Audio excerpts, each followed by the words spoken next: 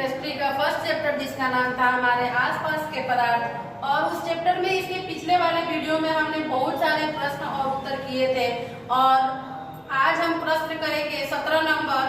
और 17 नंबर प्रश्न है कि गर्मियों में हमें किस प्रकार के कपड़े पहनने चाहिए। आप लोग ऐसे भी जानते हैं कि गर्मी में अधिकतर लोग क्या करते हैं, सूती के वस्त्र पहनते हैं, यानी सूती के कपड़े पहनते हैं, क्योंकि सूती के कपड़े से हमें क्या होता है, लगता है कि हमें ठंडक महसूस हो रही है। आप लोग को हम क्लास में इस क्वेश्चन के बारे में थोड़ा सा बताए भी थे, तो आइए आज ये अपने बुक का क्वेश्चन है और इसके बाद हम करेंगे अभ्यास के प्रश्न जो 1 और 2 नंबर है, उसको हमने इसके पिछले वाले वीडियो में बता दिया था।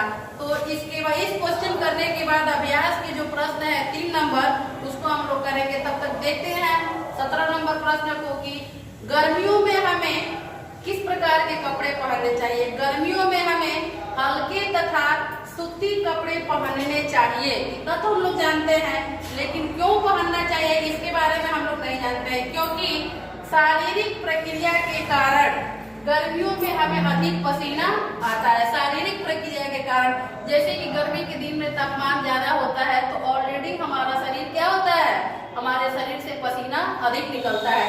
क्योंकि सूती कपड़ों में जल का अवशोषण माने अपनी तरफ उसको अपने में सोखना, अवशोषण अधिक होता है, इसलिए हमारा पसीना इसमें अवशोषित होकर वायुमंडल में आसानी से वाष्पीकृत हो जाता है। आपने देखा भी होगा कि हम जब कोई ज्यादा मेहनत वाला काम करते हैं तो हमारे गर्मी के दिन में हमारे कपड़े क्या हो जाते हैं, भीग जाते हैं, और जैसे हम थोड़ा सा हवा में जाते हैं वह पसीना धीरे धीरे जैसे ही सूखना आरंभ होता है वैसे हमारे शरीर को क्या हो जाता है, शीतलता महसूस होती है।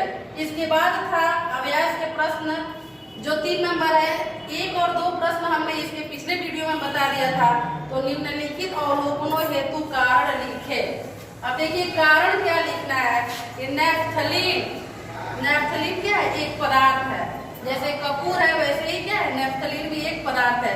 नेफ्थलीन को रखा रहने पर यह समय के साथ कुछ भी ठोस पदार्थ छोड़े बिना अदृश्य हो जाता है, माने दिखाई नहीं देता है, उसको क्या कहते हैं, अदृश्य।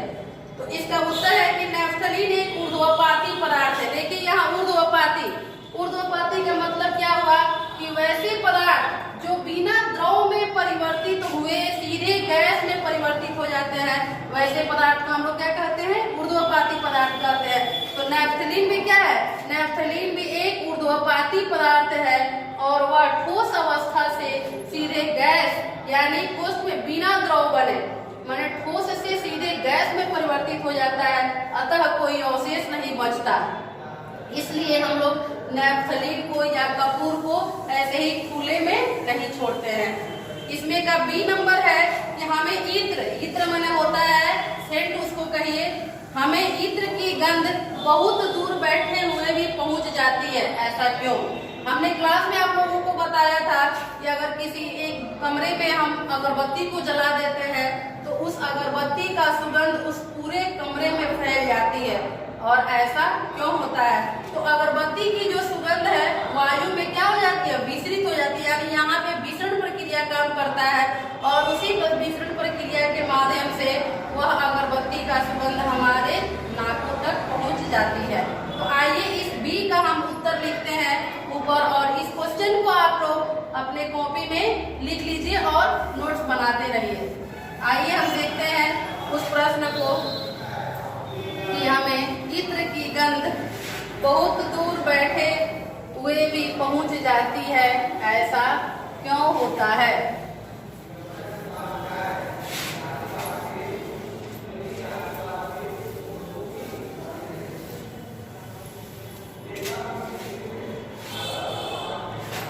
इत्र के कण वायु के कणों के साथ, इत्र के कण, उत्तर है आंसर, इत्र के कण, इत्र के कण वायु के कणों के साथ शीघ्रता से विसरित होकर, इत्र के कण वायु के कणों के, वायु के कणों के साथ शीघ्रता से, शीघ्रता से विसरित होकर शीघ्रता से विसरित होकर वायुमंडल में शीघ्रता से विसरित होकर वायुमंडल में फैल जाते हैं। वायुमंडल में फैल जाते हैं। वायुमंडल में फैल जाते हैं। वायुमंडल में फैल जाते हैं। इसलिए चारों ओर फैलने के कारण चारों ओर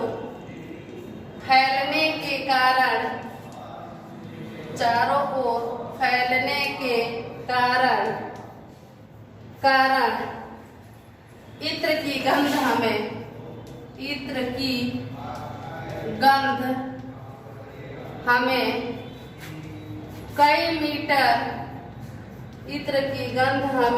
कई मीटर दूर बैठे हुए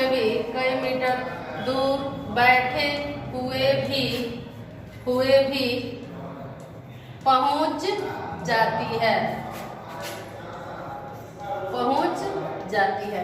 इसका बी का यही उत्तर हो गया। अब है हम दूसरा क्वेश्चन देखते हैं। प्रश्न नंबर 4। क्वेश्चन है 4 कि निम्नलिखित पदार्थों को उनके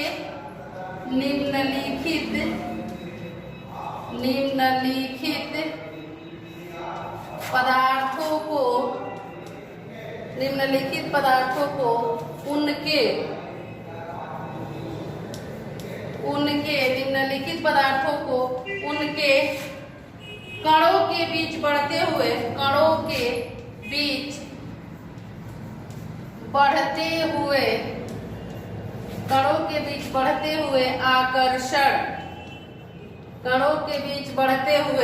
आकर्षण के अनुसार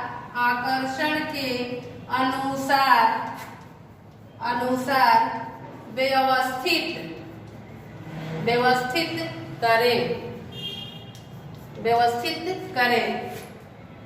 दिया है ए में है जल, बी में है चीनी और सी में है ऑक्सीजन।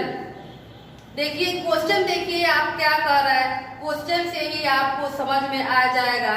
कर रहा है कि निम्नलिखित पदार्थों को उनके कणों के बीच बढ़ते हुए आकर्षण के अनुसार व्यवस्थित कीजिए। तो हमने इसके पिछले वाले वीडियो में आप लोगों को बताया था कि एक फिगर भी बनाया था कि सबसे पहले ठोस के कण क्या होते हैं, एकदम पास होते हैं, और उसके बाद द्रव के कण, ऐसा फिगर हमने आप इसकी पिछले वीडियो में बनाया था और आप लोगों को बताया भी था।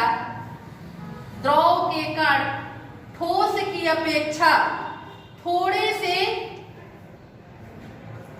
कम जगह में फैले होते हैं, और ये जो गैस के कण है बहुत दूर होते हैं। तो हमको क्या करना है कि बढ़ते हुए आकर्षण की तरफ उसको व्यवस्थित कर देना है।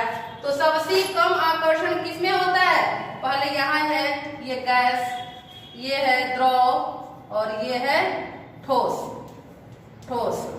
तो बढ़ते हुए आकर्षण माने हम ऐसे जाएंगे तब ना बढ़ते हुए होगा। अगर घटते हुए क्रम में जाए, घटते हुए क्रम में क्या है, तो सबसे पहले ठोस का होगा, उसके बाद द्रव का, तो फिर गैस।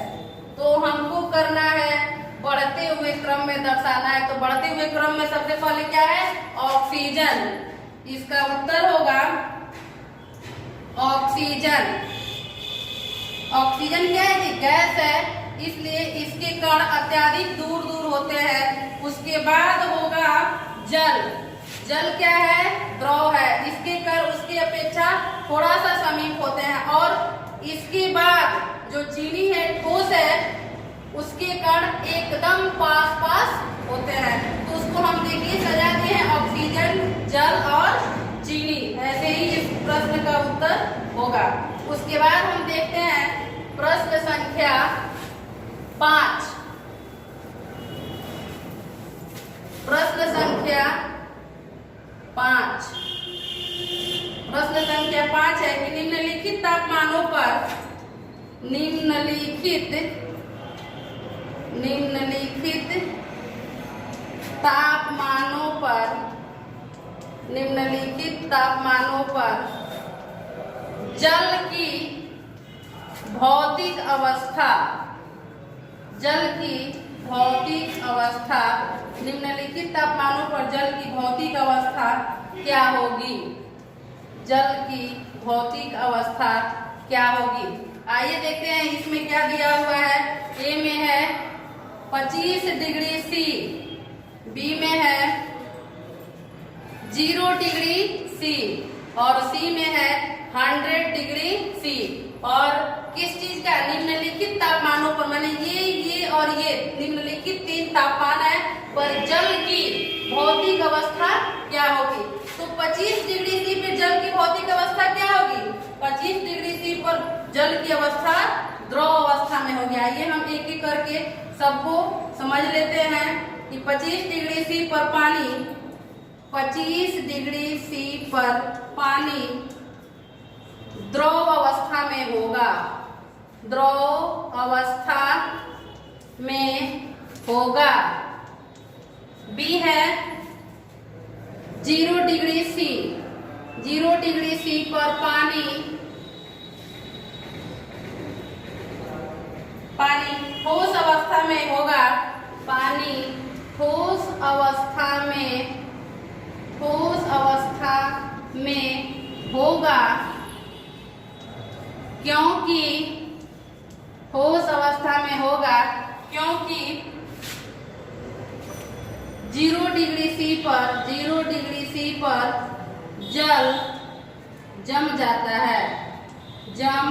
जाता है और जब वह बर्फ का रूप ले लेगा तो बर्फ ठोस में आएगा। और सी है 100 डिग्री सी पर पानी, 100 डिग्री सी पर पानी गैसीय अवस्था 100 डिग्री सी पर पानी गैसीय अवस्था में होगा,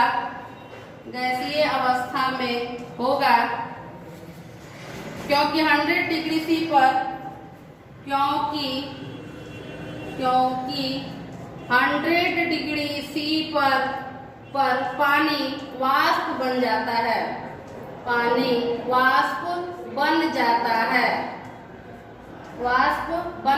है, तो यही था मेरा अभ्यास के 3, 4 और 5 नंबर प्रश्न। और इसके पहले एक और प्रश्न था 17 नंबर। तो आप लोग इस सारे प्रश्न को अपने कॉपी में नोट करते जाइए और ये नहीं कि नोट करके रख दिए, पढ़िए उसको और घर पर रहिए, सुरक्षित रहिए और अपनी पढ़ाई को मन से कीजिए। हो सकता है कि इस